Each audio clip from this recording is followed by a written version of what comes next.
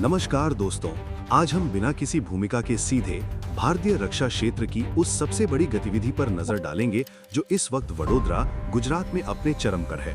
हम बात कर रहे हैं टाटा एडवांस सिस्टम्स लिमिटेड और एयरबस के बीच चल रहे C295 ट्रांसपोर्ट एयरक्राफ्ट प्रोजेक्ट की, जो जनवरी 2026 में एक निर्णायक मोड़ पर आ खड़ा हुआ है। ये प्रोजेक्ट केवल विमान खरीदने का नहीं, बल्कि विमान बनाने की क्षमता हासिल करने का है।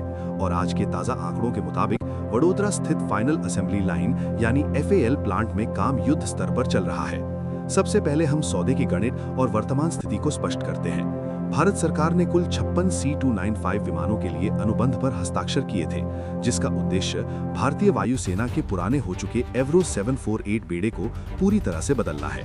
इस सौदे की शर्तों के अनुसार 16 विमानों की डिलीवरी फ्लाई अवे कंडीशन में सीधे एयरबस की स्पेन स्थित फैसिलिटी से होनी थी और 40 विमानों का निर्माण भारत में टाटा द्वारा किया जाना था।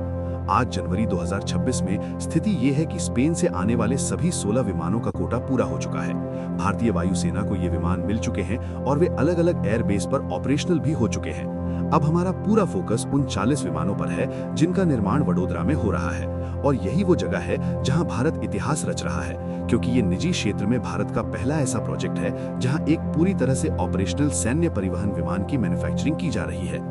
वडोदरा की फैसिलिटी में चल रहे काम की गहराई को समझना बहुत जरूरी है, क्योंकि यहाँ सिर्फ नट बोल्ट कसने का काम नहीं हो रहा, बल्कि ये मैन्युफैक्चरिंग टू प्रिंट प्रक्रिया है। जनवरी 2026 तक की रिपोर्ट बताती है कि पहला मेड इन इंडिया C295 विमान अपने निर्माण के अंतिम चरण यानी फाइनल असेंबली और स्ट्रक्चरल इंटीग्रेशन के दौर में है। टाटा एडवांस सिस्टम्स के इंजीनियरों और तकनीशियनों ने एयरफ्रेम के मुख्य हिस्सों को जोड़ लिया है। इस पहले विमान के लिए डेडलाइन एकदम स्पष्ट और नॉन नेगोशिएबल है। इसे सितंबर 2026 में फैक्ट्री से बाहर यानी रोल आउट किया जाना है। रोल आउट का मतलब है कि विमान पूरी तरह से बनकर तैयार होगा और अपनी पहली उड़ान और परीक्षणों के लिए हैंगर से बाहर आएगा। जिस गति और सटीकता से काम चल रहा है, उसे देखते हुए ये तय माना जा रहा है कि सितंबर 2026 में हम पहले भारतीय निर्मित C295 को देखेंगे। लेकिन इस एक विमान के पीछे जो सप्लाई चेन खड़ी की गई है, वो इस प्रोजेक्ट की असली रीढ़ है। ये प्रोजेक्ट केवल टाटा तक सीमित नहीं है, बल्कि इसने भारत में एक पूरा एरोस्पेस इकोसिस्टम खड़ा कर दिया है। एयरबस ने इस प्रोजेक्ट के लिए देश भर की 37 विभिन्न औद्योगिक कंपनियों और MSMEs को पहचाना है और उन्हें सर्टिफाई किया है। ये 37 कंपनियां अब केवल वेंडर नहीं है, बल्कि एयरबस की ग्लोबल सप्लाई चेन का हिस्सा बन चुकी हैं। तकनीकी आंकड़ों की बात करें तो वडोदरा प्लांट और इन भारतीय वेंडर्स के पास विमान के लगभग 13,000 अलग अलग डिटेल पार्ट्स बनाने की जिम्मेदारी है। आप अंदाजा लगाइए, 13,000 पुर्जे, जिनमें विमान के स्ट्रक्चरल कंपोनेंट्स, फ्यूजलेज के हिस्से, विंग्स की असेंबली और विभिन्न सब सिस्टम शामिल हैं। ये भारत में एरोस्पेस मैन्युफैक्चरिंग में अब तक का सबसे गहरा इंडिजिनाइजेशन या स्वदेशीकरण है। यहाँ ये स्पष्ट करना जरूरी है कि इंजन और कुछ अत्यधिक संवेदनशील एवियोनिक सिस्टम्स अभी भी मूल निर्माताओं से आयात किए जा रहे हैं, लेकिन एयरफ्रेम और इंटीग्रेशन का पूरा काम स्वदेशी है।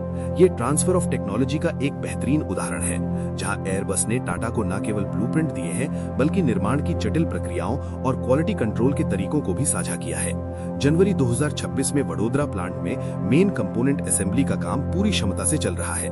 ये प्लांट भविष्य में प्रति वर्ष विमानों की उत्पादन दर को बढ़ाने के लिए डिजाइन किया गया है, ताकि 40 विमानों की डिलीवरी समय पर पूरी की जा सके। एवरो 748 की तुलना में C295 एक बहुत बड़ी छलांग है। ये विमान छोटे और कच्चे रनवेज से उड़ान भरने और उतरने में सक्षम है। इसमें पीछे की तरफ रैंप दिया गया है, जिससे सैनिकों और कार्गो की लोडिंग अनलोडिंग बहुत तेजी से हो सकती है, जो आधुनिक युद्ध नीति के लिए अनिवार्य है। भविष्य की संभावनाओं और ऑर्डर बुक पर नजर डालें तो जनवरी 2026 में तस्वीर और भी व्यापक हो चुकी है। ये प्लांट केवल वायुसेना के 40 विमानों पर रुकने वाला नहीं है। रक्षा मंत्रालय और टाटा के बीच भारतीय नौसेना और भारतीय तट रक्षक बल के लिए अतिरिक्त 15 C295 विमानों के अधिग्रहण पर चर्चा बहुत आगे बढ़ चुकी है। इन 15 विमानों को विशेष रूप से समुद्री निगरानी और मल्टी मिशन ऑपरेशंस के लिए कस्टमाइज किया जाएगा। अगर हम इन 15 विमानों को जोड़ दें तो टाटा के पास कुल ऑर्डर बुक 55 विमानों की हो जाएगी, 40 वायुसेना प्लस 15 नेवी और कोस्ट गार्ड। इन अतिरिक्त विमानों का निर्माण भी इसी वडोदरा प्लांट में किया जाएगा, जिससे इस प्लांट की उपयोगिता और भी बढ़ जाती है। इसके अलावा एयरबस ने कई मौकों पर यह संकेत दिया है कि भविष्य में वडोदरा प्लांट को C295 की ग्लोबल एक्सपोर्ट हब के रूप में विकसित किया जा सकता है। यानी अगर दुनिया के किसी दूसरे देश को C295 चाहिए होगा तो उसकी आपूर्ति भारत से हो सकती है। ये make in India make for the world की दिशा में एक ठोस कदम है। निष्कर्ष के तौर पर जनवरी 2026 में हम जिस स्थिति में खड़े हैं वो बेहद संतोषजनक और उत्साहजनक है। स्पेन की डिलीवरी का चैप्टर बंद हो चुका है और वडोदरा की मैन्युफैक्चरिंग का चैप्टर पूरी रफ्तार पकड़ चुका है।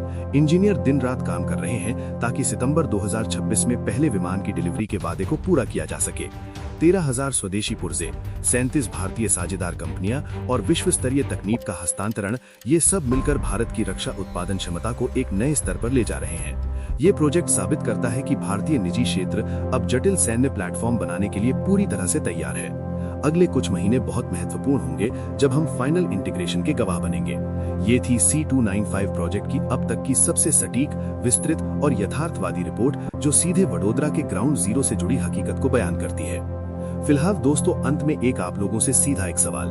हम जानते हैं कि C295 पुराने एवरो 748 को रिप्लेस कर रहा है, जो कि एक सही फैसला है। लेकिन मेरा सवाल हाई एल्टीट्यूड ऑपरेशंस यानी लद्दाख और दौलत बेग ओल्डी जैसे सेक्टर्स को लेकर है। सवाल ये है कि क्या C295 का Pratt and Whitney PW127G engine Siachen और हिमालय की पतली हवा में वही ब्रूट फोर्स और क्लाइम रेट दे पाएगा जो हमारा पुराना और भरोसेमंद एंटोनोव A32 देता आ रहा है। एक तरफ C295 की मॉडर्न फ्यूल एफिशिएंसी और एवियोनिक्स है और दूसरी तरफ A32 की कच्ची ताकत। अगर आपको 16,000 फीट की ऊंचाई पर शॉर्ट रनवे से टेक ऑफ करना हो तो एज अ पायलट आप किस मशीन पर भरोसा करेंगे, C295 या A32? लॉजिक और टेक्निकल रीजन के साथ अपना जवाब नीचे कमेंट्स में लिखें। और अगर आपको ये वीडियो जानकारीपूर्ण लगी हो तो लाइक और शेयर जरूर करें और हमारे YouTube चैनल थ्रिल्ड एविएशन को सब्सक्राइब करें। धन्यवाद। तब तक देखते रहिए थ्रिल्ड एविएशन। जय हिंद, वंदे मातरम।